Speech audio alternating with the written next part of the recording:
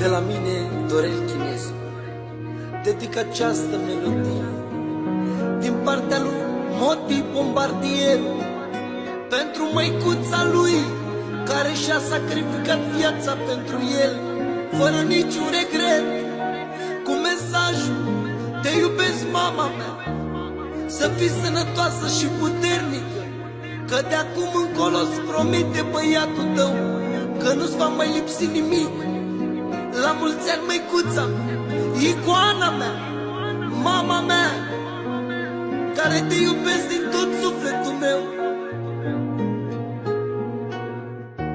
Doamne, eu te rog ceva, să ai grijă de mama mea, Doamne,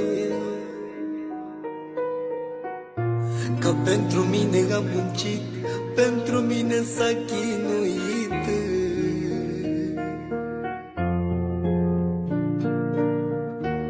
De acum pentru mama mea muncesc toată viața mea.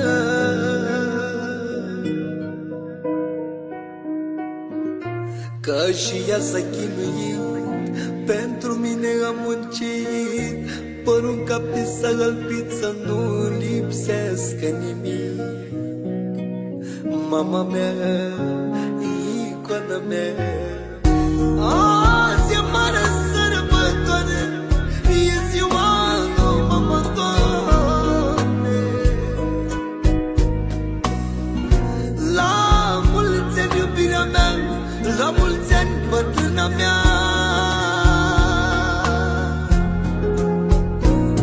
Te iubește băiatul tău, viața ta, sufletul tău, mamă.